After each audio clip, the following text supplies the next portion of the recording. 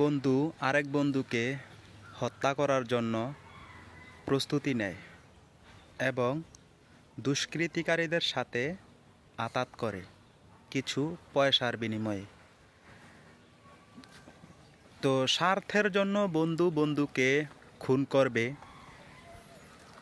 টাকার জন্য, টাকা পাবে। তাই কত টাকা পাবে? 20 লক্ষ টাকা পাবে। এক বন্ধু আরেক বন্ধুকে ক্ষতি করবে। যেই কাজ, যেই ধারণা সেই কাজ। আগে টাকাও পেমেন্ট করে দিয়েছে, বন্ধু বান্ধবদেরকে নিয়ে খরচ করেছে, আত্মীয় স্বজনকে দিয়েছে, মেম্বার চেয়ারম্যান গ্যাং পার্টিকেও দিয়েছে, এবং এর মধ্যে একটি মামলাও হয়েছিল, আদালতেও দিয়েছে।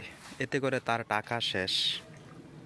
টাকা শেষ হওয়ার পরে ওই বন্ধু, ওই পার্টি তা বন্ধুকে বলতেছে, কিরে পরিকল্পনা বাস্তবায়ন কতটুকু সফল হয়েছে? বলে যে করবে। তো করতে করতে একদিন দেখাই দিছে, তো আগাইয়া গেছে ওই লোকের ক্ষতি করার জন্য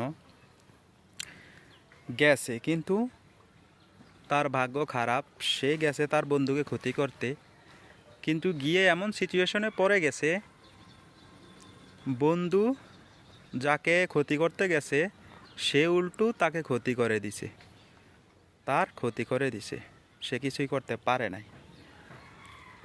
তারপর জানাজানি হয়ে গেল, ভাইরাল হয়ে গেল যে এমন এমন বন্ধু এই ঘটনা ঘটাইছে। এখান থেকে জাতির জন্য শিক্ষণীয় হচ্ছে, লোভে পাপ, পাপে মৃত্যু। সত্যের পথে থাকবেন, ন্যায়ের পথে থাকবেন, অন্যায়ের পথে যাবেন না, লোভ করবেন না, টাকার জন্য বিক্রি হবেন না, বন্ধুর সাথে গাদ্দারি করবেন না, কাছের মানুষের নিকট বেইমানি করবেন না, বিশ্বাসঘাতকতা করবেন না। টাকা সব কিছু, টাকা সুখ বয়ে আনে না, টাকা আজকে আছে কালকে থাকবে না। আর জাতির সাথে বিশ্বাসঘাতকতা করলে এটার করুণ পরিণতি ভোগ করতে হয়। উপকারীর প্রতি কৃতজ্ঞ হওয়া লাগে।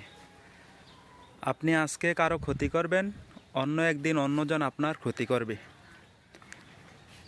আর এতে করে আপনি, আপনার পরিবার, আপনার আত্মীয় স্বজন কেউ সমাজের সুখে থাকবে না।